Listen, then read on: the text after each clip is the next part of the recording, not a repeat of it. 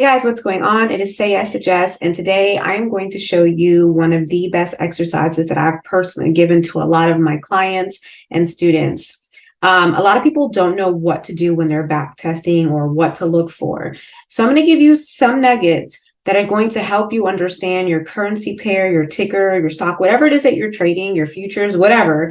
It's going to help you just create a trading plan because you're going to learn the proper information that you need when entering and exiting your trades. A lot of questions I get are, how do you know when to exit? How do you know when to enter? I'm so anxious while I'm in a trade, like I'm afraid it's going to reverse on me. Like, how long am I supposed to wait for my trade to play out? So you want to stick to it. Make sure you subscribe to this channel and watch this video because I promise you this homework is a game changer. You will be thanking me again in the comment section because it's helped every one of my students. And I do want to add something to this.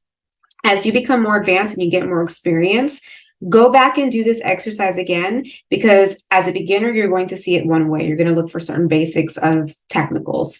But then once you learn those techniques, you're going to go back with a different set of eyes, with a more experience, and you'll be able to find more data that's going to help you just take your trading plan to the next level. So again, this is something I do for my students. I'm really looking forward to sharing this with the world, because I know this is going to change some lives. So let's get to it. Okay, so over here is a homework submission that was actually done by one of my clients. Her name is Jasmine. She's a really good trader.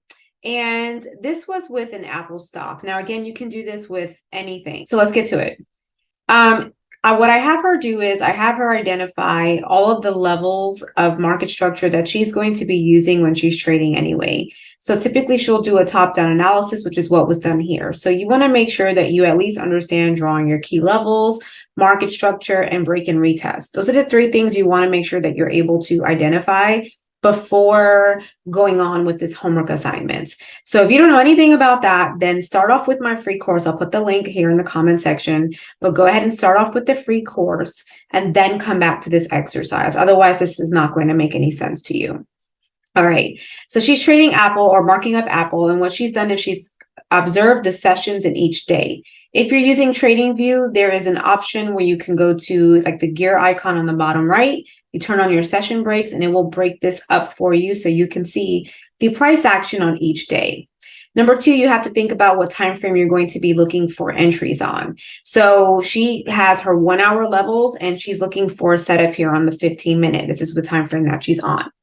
So she's using those 1 hour market structure levels to essentially see how price reacts to them on the 15-minute. Again, everybody has their own time frame. You do just want to mark your levels up on a higher time frame and then go to a lower time frame to identify that price action.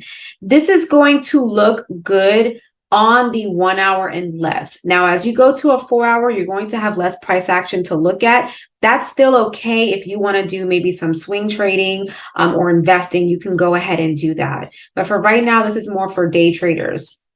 Now, what I had her do was she's identifying every level of market structure, and she's identified anytime she's seen a retest. So you can see right here where there was a retest. Okay, the market was creating a support here, most likely had some type of divergence. It breaks up and then it retests and retests. Now, these indicators that you see are called Bill Williams fractals.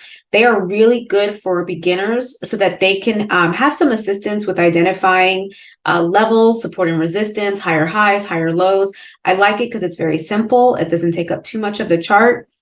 And I feel like they're training wheels for traders that are wanting to learn. So they're called Bill Williams fractals. You may not be able to find these exactly because I heard they are either on the $29 plan or maybe they're not there anymore, but you will find some, okay? So you can see where the market created a double bottom right here and gave a nice retest of this resistance, which is this red fractal. It pushed up. Now we are creating a higher low here. So she identified this retest because this resistance now became support and price action is rejecting that area. She notated the time frame. I think this is Eastern Standard Time. And she also identified how many points it moved and how long it took for the trade to play out. And the reason why you want to do this is, number one, you want to look for a pattern.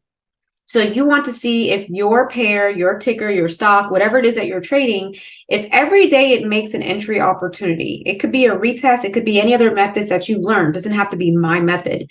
But if they are making a retest at a set time, mostly every single day, then you want to notate that in your trading plan because you know that your chart needs to be ready, or you need to be ready to trade around that time frame. The second thing you want to do is identify on average how many points or pips it moves depending on what you're trading.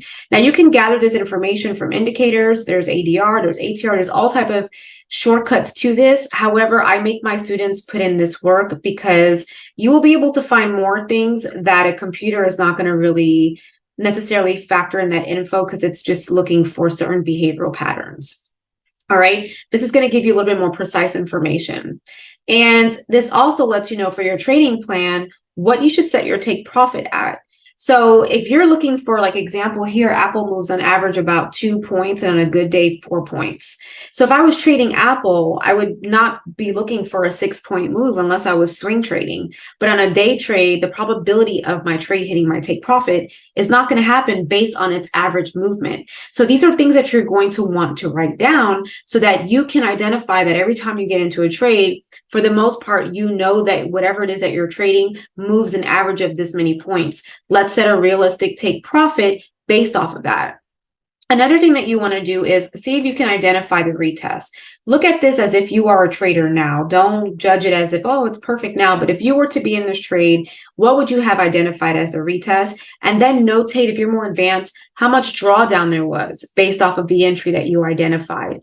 That's going to help you kind of be able to see what type of stop loss or risk you should be using for your trade. And then you can handle, like, you can go and work on the financial aspect of it. So for example, if I'm trading Apple here and it gives me an average of $2 to $4 moves, and I realize that I only need a 50-cent stop loss based off of what I've done, I now know how I can leverage my account, how I can grow it, what I'm willing to risk, what I'm willing to lose, because I've gathered all this information. So even though I don't have that written down, I promise you this is a game changer so you can see what you need to work on and what type of risk to reward you should have on your trades, and setting realistic expectations.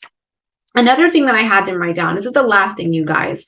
A lot of people want to know, like, how long do they need to be in a trade?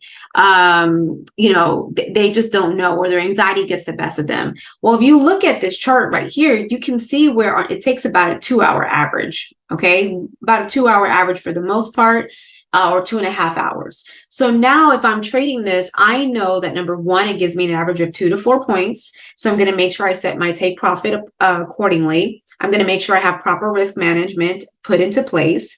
And then I also know that after that move is made, there is a possibility for a reversal or a pullback in the market. So I need to make sure that I'm using those take profits if I can't handle the pullbacks. Lastly, you now know, like, is it better to hold your trade overnight? Is it better to just wait? Okay, now you're in the trade.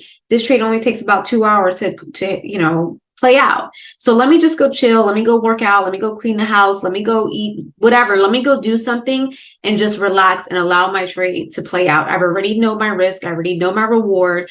I just need to relax and just let it do what it does. Yeah, it will help you exit out of your trades and at an appropriate time, not too quickly, because you're unsure, the anxiety is getting you and you haven't done this homework. So I would love for you guys to try this and see if it helps you with your trading journey and your trading plan. I'm telling you, it has helped so many of my traders, and as they became more advanced, they went ahead and came back to this exercise and they were like, wow, I saw so many other things now. Like, this has helped them a ton. So I hope this helps you, and have a good one.